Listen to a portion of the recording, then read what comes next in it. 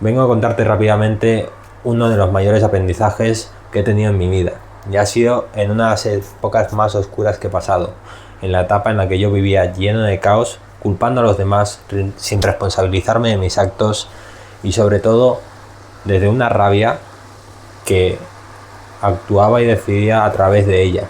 Era una persona muy impulsiva, me dejaba llevar mucho y perdía el control constantemente, y eso hacía que esa rabia tomase el control por mí, que tomara decisiones equivocadas, que hiciera cosas que no debía y como consecuencia que me trajeran resultados y consecuencias negativas que me generasen más rabia.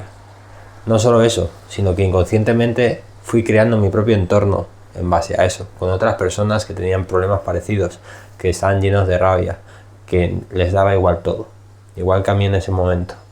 Y me dejaba llevar todo el rato por aquello que sentía. Como te he dicho, era muy impulsivo y eso me llevaba a peleas y a situaciones las cuales hoy en día vivo como recuerdos de otra persona, no parecen míos.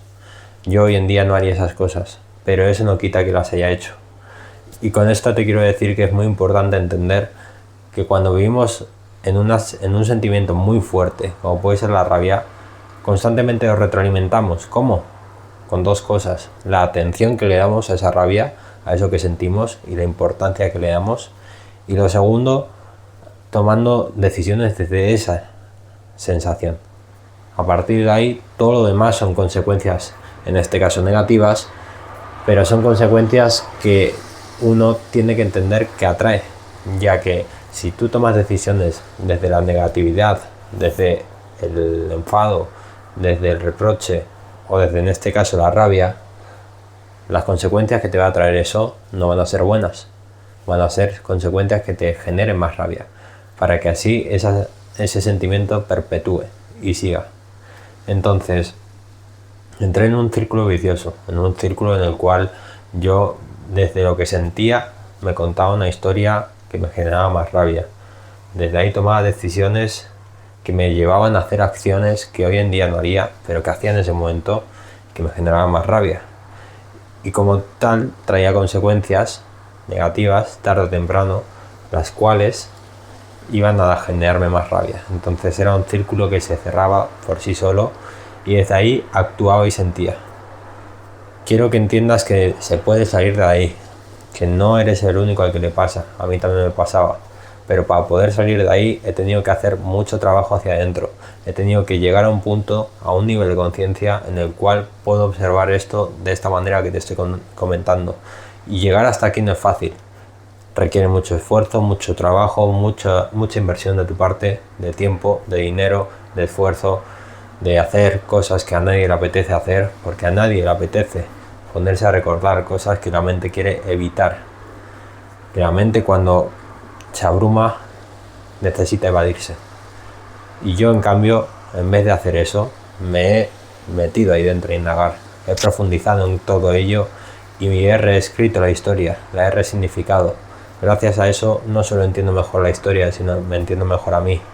Y gracias a eso puedo contártelo a ti ahora. Porque si yo entiendo que todos los sentimientos y todas las emociones, cuando eres una persona emocional que te dejas llevar por ello, deciden por ti, y entiendo que encima deciden de una manera en la que retroalimentan aquello que sientes, entonces tú ahí solo eres un peón. Cuando quieres tomar decisiones no puedes, y más si son importantes, porque estos sentimientos se meten de por medio y te joden la jugada.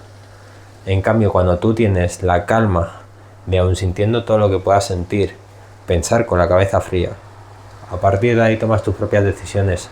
A partir de ahí quien decide no es lo que tú sientes, por mucho que seas influenciado por lo que tú sientes. Por eso siempre es mejor relajarse antes que tomar decisiones en caliente. Pero cuando tu vida es un calor constante, vives en caliente todo el rato, en ese punto lo único que te digo es que te alejes de ahí, que te alejes de todo lo que te prende y que vayas a otra parte, a respirar, a parar. Porque yo en ese momento no me daba cuenta de nada de esto, porque vivía el día a día, vivía constantemente en lo que me ocurría en ese día, sin pensar en el mañana, y eran todos los días iguales, eran todos los días con movidas, con historias, con cosas que resolver, con cosas que hacer, todos los días igual. no fue hasta que pasó esa época, y en mi caso empezó la cuarentena, que pude hacer un parón de verdad y ser consciente de todo lo que estaba pasando. Pero cuando estás en ese bucle no es fácil asomar la cabeza. Estás en el ojo del huracán y lo único que ves es todo caos alrededor tuyo. Y desde ahí te parece que todo va a ser así siempre. Pero como te digo, cuando te tomas un respiro, cuando descansas un momento y te dedicas a mirar hacia atrás, a mirarte a ti, es cuando eres consciente de la realidad. Cuando muchas veces te das cuenta de que no estás como te gustaría, de que la vida que tienes no te gusta, de que el entorno que tienes no te empuja y de que tú eres infeliz.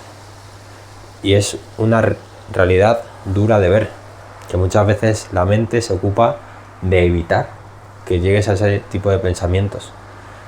Pero cuando te das cuenta es cuando puedes tomar acción, porque el primer paso es aceptarlo, hacerte consciente de ello y entender que estás en esa situación. Por mucho que quieras maquillar las cosas, por mucho que quieras vivir sobre ilusiones, la realidad es otra.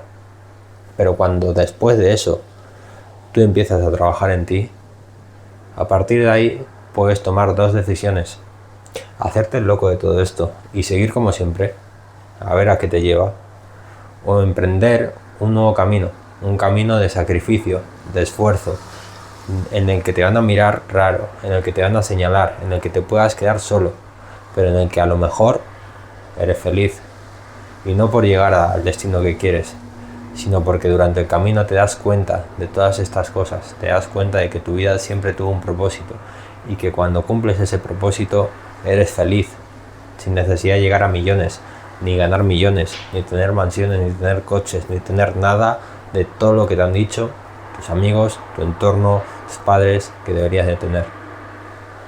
Así que empieza a trabajar en ti, emprende ese segundo camino, porque es el único, de verdad, el único futuro real que existe. Todo lo demás son futuros que tú crees verdad, pero que te están llevando cada vez más bajo, más hondo, y que hasta que no toques fondo o no te estampes, no te darás cuenta. Espero que esta reflexión te ayude a tomar la decisión correcta, y de ser así, quiero que lo pongas en los comentarios. Nos vemos. Oye, HDP.